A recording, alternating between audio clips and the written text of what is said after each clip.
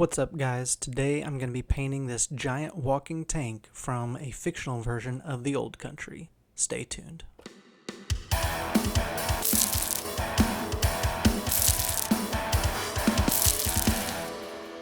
Greetings, nerds, and welcome back to MK Mini Studio. Today I'm going to be painting this Soviet Mammoth heavy walker tank from a game called Konflikt 47 by Warlord Games. This model is an absolute beast. It's huge and it was a ton of fun. As you can see, I started with the whole model primed in black, and now I'm going to give the whole model a dry brush of silver. This is an important step for the weathering technique that I'm going to be using. So here you can see I'm mixing up different colors to create the shade of green that I want to be the main color of the tank.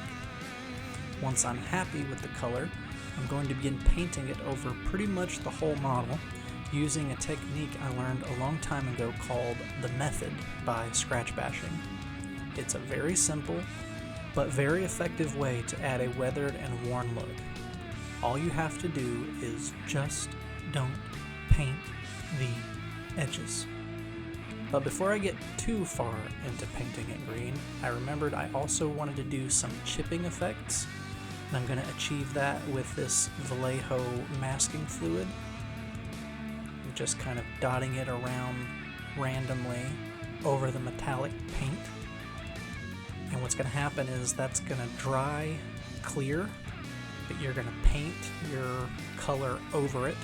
And later I'll come back with some tweezers and pull it off to give it a chipped look. You'll see.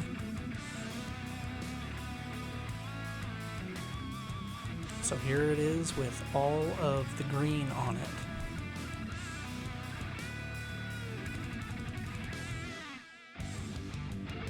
Next up, I'll be painting the red stars on the tank. I'm going to start with this amethyst rose, a slightly darker red, then come back with scorn red later to highlight it. And even at this stage, I'm going to keep the method in mind and not paint the edges.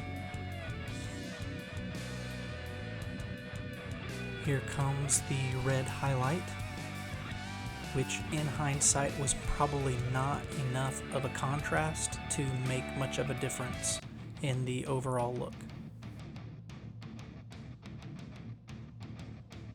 I'll finish off the Soviet insignias by painting the hammer and sickle a delightful shade of gold.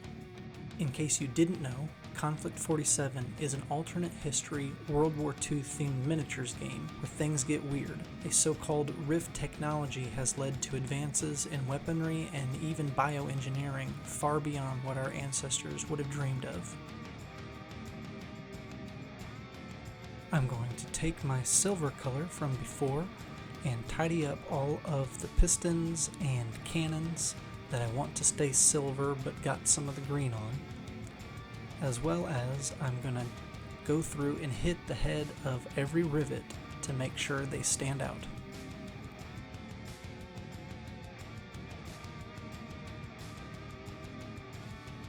So now I'm going to add some scratching details to the mech around the turrets where they might rub while turning. I'm starting with a much darker silver color and then coming back with the same bright silver as before to give the illusion of depth to the scratches. Here I'm mixing up a coarse, rusty paint to put around the exhaust pipes. You can see I added a bit of baking soda to the paint mix to give it a rough and corroded look.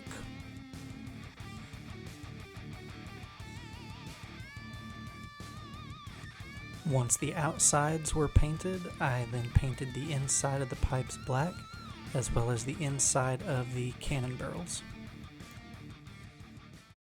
Then I went through and took the time to remove all of that masking fluid from earlier. You can see how when you pull it up, it chips the paint away. I think that it's very convincing, a very nice, realistic, chipped look.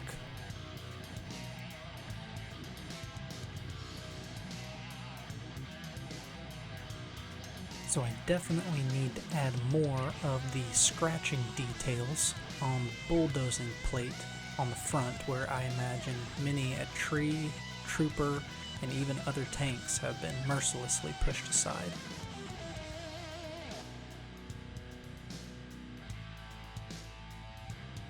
The next thing I'm going to do is add a few choice water decals that were included in the kit. However, I am not going to record myself doing this, as it is a rather tedious and frustrating process to do, even when you're not trying to film yourself doing it. You'd just make fun of me if you saw me do it anyway. Once the decals are added, I'm going to give the whole thing an oil wash.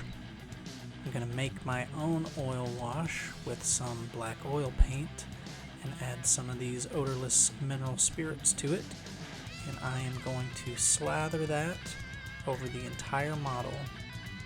I needed to put the decals on before the wash so that the finish is consistent over the whole model. If you do the wash and then put on decals, they're gonna stick out. After applying the wash heavily to the whole model, I'm gonna dab off some of the excess with paper towels or cotton pads to make sure there's no pooling. Once the wash had ample time to dry, I mixed some paints together to make a rust color, which I then applied strategically on the tank in various places. Most of the time, when it comes to rust, I tend to opt for a less is more approach and try not to go too heavy-handed with it.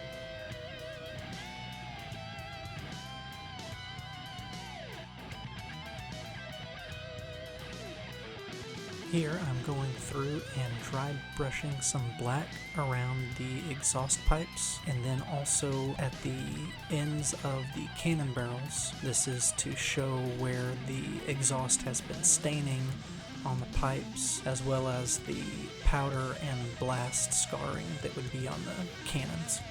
Lastly, I'm going to give the model a final dry brushing of silver to bring back the sharpness and highlights of the edges. And we're ready for the final review.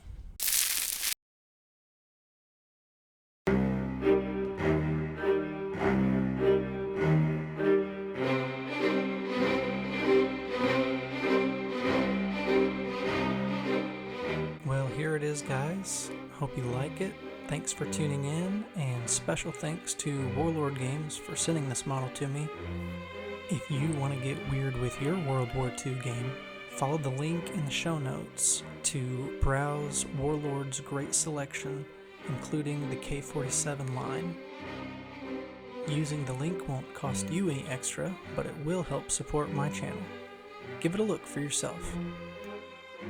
Well, that's all for this one. Thank you so much for watching. Until next time, be blessed and happy painting.